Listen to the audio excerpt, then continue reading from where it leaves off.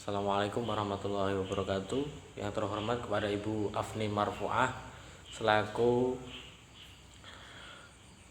pengampu mata kuliah Filsafat Pendidikan. Di sini saya kelompok 5 yang beranggotakan 3 orang. Saya Riki Yohan, rekan saya Novita Ayu Utari dan Nur Faiz Hairatus Sahiroh. Nah, langsung saja pembahasan yang pertama, yaitu pengertian filsafat perennial esensial. Perennialisme berasal dari kata perennial yang berarti keabdian atau abadi, kekal, dan bakok, berarti tidak ada akhirnya. Esensi filsafat perennial berpegang pada norma-norma atau nilai-nilai yang diyakini bersifat abadi. Perennialisme berarti segala sesuatu yang ada sepanjang sejarah. Karena aliran perennialisme ingin kembali kepada nilai-nilai masa lalu yang dimaksudkan mengembalikan keyakinan akan nilai-nilai asasi manusia masa silam untuk menghadapi problematika kehidupan manusia masa sekarang, bahkan sampai kapanpun dan dimanapun. Pada dasarnya, filsafat pendidikan esensialisme bertitik tolak dari kebenaran yang dianggap telah terbukti selama berabad-abad lamanya. Jika dilihat dari segi proses perkembangannya, esensialisme merupakan perpaduan antara ide-ide filsafat, idealisme, dan realisme. Aliran tersebut akan tampak lebih mantap dan kaya akan ide-ide apabila hanya mengambil salah satu dari aliran atau posisi sepihak. Pertemuan dua aliran tersebut bersifat elektik, yakni keduanya berposisi sebagai pendukung, tidak ada yang melebur menjadi satu atau tidak melepaskan identitas dan ciri-ciri masing-masing. Selanjutnya akan dilanjutkan oleh rekan saya Novita Ayu Utari. Di sini saya akan menjelaskan implikasi filsafat perennial esensialis kontekstual falsifikatif dalam sistem pendidikan. Nah, di sini materi pendidikan agama Islam itu diarahkan pada doktrin-doktrin bidang akidah dan ibadah khusus seperti sholat, puasa, zakat, haji, nikah, dan lain-lain sebagainya, atau nilai-nilai esensial dalam Islam yang telah teruji oleh sejarah. Nah, dalam hal-hal yang bersifat aktual, peserta didik itu dilatih untuk menggali problem-problem yang tumbuh berkembang di lingkungannya atau yang dialami peserta didik yang berbeda konteks dengan yang dialami oleh pendahulunya.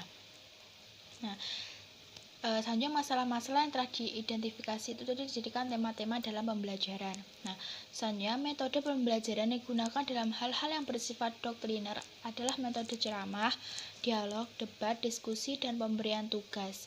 Nah, manajemen kelasnya itu diarahkan pada pembentukan karakter, keteraturan, keseragaman bersifat kaku dan terstruktur, tepat serta sesuai tatanan dan teratur dalam menjalankan tugas. Nah, di sini guru itu berperan sebagai figur yang memiliki otoritas tinggi serta ahli dalam bidangnya.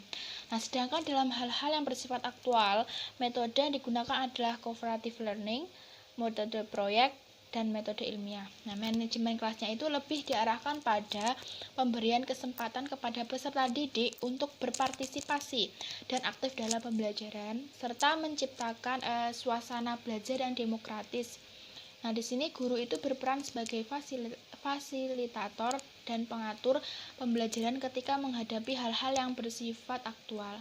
Nah, bertolak dari karakteristik pendidikan agama Islam, menurut Muhaimin setidaknya itu terdapat dimensi-dimensi yang bisa dikembangkan dalam perspektif kelima tipologi bagi pengembangan kurikulum pendidikan agama Islam. Nah, gambarannya itu sangat terperinci mengenai implikasi tipologi filsafat pendidikan terhadap pengembangan komponen-komponen kurikulum pendidikan agama Islam. Nah, di sini filsafat perennial esensialis kontekstual falsifikatif itu merupakan tipologi yang dapat mengakomodir kelompok tradisional maupun kelompok kontemporer. Selain itu, tipologi ini sangat relevan untuk diterapkan pada generasi masa kini yang sedang menghadapi tantangan kemerosotan nilai moral dan sekaligus menghadapi tantangan globalisasi serta perkembangan ilmu pengetahuan dan teknologi. Nah, sekian dari kelompok kami. Bila ada salahnya, mohon maaf. Wassalamualaikum warahmatullahi wabarakatuh. Poin yang kedua yaitu konsep pemikiran perennial esensial kontekstual falsifikatif. Tipologi pemikiran ini bersumber dari Al-Quran dan As-Sunnah yang lebih mengambil jalan tengah antara kembali ke masa lalu dengan jalan melakukan kontekstualisme serta uji falsifikasi dan mengembangkan wawasan-wawasan kependidikan Islam masa sekarang yang selaras dengan tuntunan perkembangan ilmu pengetahuan dan teknologi serta perubahan yang ada. Wawasan kependidikan Islam yang konkern terhadap kesinambungan pemikiran pendidikan Islam dalam merespon tuntunan perkembangan iptek dan perubahan sosial yang ada. Aliran ini berupaya memahami ajaran Al-Quran dan nilai yang mendasar terkandung di dalam Al-Quran dan hadis dengan mengikut sertakan, mempertimbangkan khasanah intelektual muslim klasik, serta mencermati kesulitan-kesulitan dan kemudahan yang ditawarkan oleh dunia modern. Pengembangan kurikulum dalam tipologi ini di samping ditekankan pada pelestarian doktrin-doktrin dan nilai agama yang dipandang klasik, juga ditekankan pada penggalian problem-problem yang tumbuh dan berkembang di lingkungannya atau yang dialami oleh peserta didik untuk dididik memecahkannya serta kritis dalam perspektif ajaran dan nilai-nilai Islam. Ciri-ciri aliran pendidikan. Yang pertama, menghargai pemikiran pendidikan Islam yang berkembang pada era salaf, klasik, dan pertengahan. Yang kedua, mendudukan pemikiran pendidikan Islam era salaf dan klasik serta pertengahan dalam konteks ruang dan zamannya untuk difalsifikasi. Yang ketiga, rekonstruksi pemikiran pendidikan Islam terdahulu yang dianggap kurang relevan dengan tuntunan dan kebutuhan era kontemporer. Fungsi pendidikan Islam menurut aliran. A. Upaya pengembangannya potensi secara optimal serta interaksinya dengan tuntunan dan kebutuhan lingkungan tanpa mengabaikan tradisi yang sudah ada atau yang sudah mengakar. Yang B. Menumbuhkan nilai-nilai ilahiyah dan insaniyah dalam konteks perkembangan iptek dan perubahan sosial yang sudah ada. Tipologi ini disebut juga dengan neomodernis. Jargon yang sering dikumandangkan adalah al-muhafazah ala al-qadim al-soleh wa ahbi al-jadid al-aslah, yang artinya memelihara hal-hal yang baik yang telah ada dan mengembangkan hal-hal yang baru yang lebih baik. Kata al-muhafazah ala al-qadim as-soleh menggaris bawah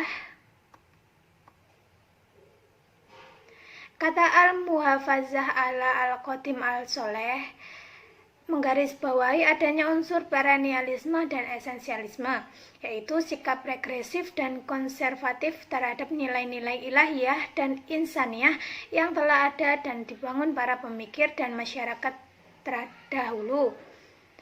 Tetapi sikap tersebut muncul setelah dilakukan kontekstualisasi dalam arti mendudukan khasanah intelektual muslim klasik dalam konteksnya. Kata al-muhafazah ala al-qadim al-salih menggarisbawahi adanya unsur perennialisme dan esensialisme, yaitu sikap regresif dan konservatif terhadap nilai-nilai ilahiyah dan insaniyah yang telah ada dan dibangun para pemikir dan masyarakat terdahulu. Tetapi sikap tersebut muncul setelah dilakukan kontekstualisasi dalam arti mendudukan khasanah intelektual muslim klasik dalam konteksnya.